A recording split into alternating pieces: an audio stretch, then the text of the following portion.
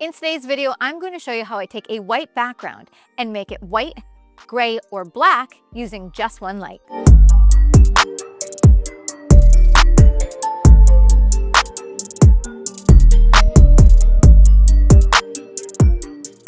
Hey everybody, Lindsay Adler here. I am known for my lighting, and often it's bold, it's complex. I may use 6, 7, 8 lights, but obviously I didn't start there. I started by mastering and learning the ins and outs of how to control a single strobe. And that's what I want to cover today. We're going to learn how we can take a single strobe and make a white background appear white, gray, or black. And this is really practical for so many people because you may only have one strobe available. You might be shooting against a white wall. This is a great place to begin. When it comes to studio lighting, there is a ton to learn. And so if you want to dive even more in depth and you want to get much more technical, I recommend you check out my class, Master Studio Lighting. Here I take you from 1 light to 3 lights, from no knowledge to professional capabilities throughout this course. I want to focus today on practical, actionable tips on how to control the tonalities in your shots. And so the reason I'm mentioning this is I'm going to touch on concepts like inverse square law, but I don't want to get into the math of it. That's what my more in-depth classes are for. So let's start by talking about the 3 variables that I use to control the tone of the background in my shots, which are distance, feathering, and grids. So let's begin with distance. When I talk about distance, we're going to touch on the concept of the inverse square law. And you may have heard of this before. Have you ever heard of you double the distance, you quarter the power? Here's the important thing you need to know. Light travels from that point light source like a cone. And very close to the light source, the light falls off really quickly. And further away, over distance, it falls off much more slowly. That's going to be very important for controlling the light in our scene. Now, I don't want to get into the math of it. I don't want to confuse anybody, so let's talk about how it actually works practically for you. Here's what you need to know. In order to get the background white, we need to do 2 things. We need to have our light further from the background, and we need to have our subject and our background closer together. And here's basically what it means. By having the light farther away and having our subject and background close together, the subject and background will get the same amount of light, which means the background and the subject will both be correctly exposed. So let me take a shot of what we have here and show you what this looks like. So you'll notice here that my subject is correctly exposed and the background appears white. If you only have one strobe available to you, this is basically what you have to do if you want that background to appear pure white. So now let's take a look at another element of control when it comes to distance. So what I'm going to do is I'm going to move my subject further from the background and take a test shot. And we'll start figuring out how that's going to affect our scene. So what you can see in this shot is the background still appears white, but our subject is extremely overexposed. And that's because as she moved closer to the light, she is getting more illumination. So in order to get her correctly exposed, I am going to close down my aperture. Let's give it a try.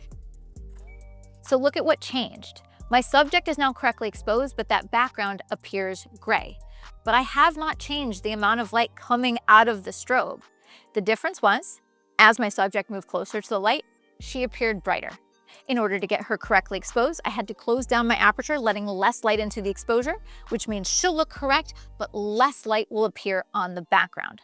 So the first thing I can do is move my subject further away from the background, expose for her, and the background will now appear gray. Now, by the way, there is one more tool of distance that I could use to make the background appear just a little bit darker. So the first thing I did is I moved the subject further away from the background. The next thing that I could do is take the subject and the light, move both of them further away, and it would make the background appear even darker.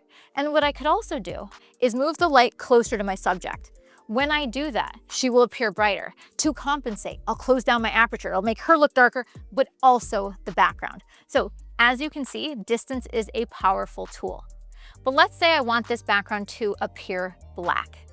The next thing that I could do to start making it a little darker gray would be feathering the light. Now, feathering the light involves changing the angle of that light towards the background or away from the background. And when I do so, it changes where the light is spilling. I think of it like a bucket of water. If I'm throwing the bucket more towards the background will get wet. But if I angle to the side and I throw it across the scene, hardly any light will hit the background or any water in this analogy.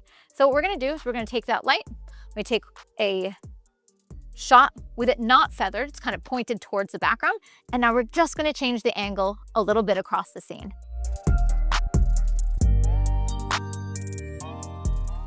All right, so you can see we feathered it across the scene. What changed in this shot? Fundamentally, the direction and quality of the light on the face is very similar. The biggest difference is less light hit the background. So I went from white in the first shot to light gray in the second to darker gray in the third. But if I want this background to appear black, what else can I do? So the last tool that I want to talk about is adding a grid. Now what grids do is they control the spill of light. They force the light out in one direction. So instead of the light spreading everywhere, it kind of shrinks that spill in. And so in this case, there's only a little light hitting the background. So if I add a grid, it's going to restrict it even more. Now they make grids for all different sorts of modifiers, for softboxes, for beauty dishes. And so I'm going to add a grid to this 3-foot octa. So you can see adding the grid made the background appear extremely dark and almost black. Now, this takes us to our last and final consideration.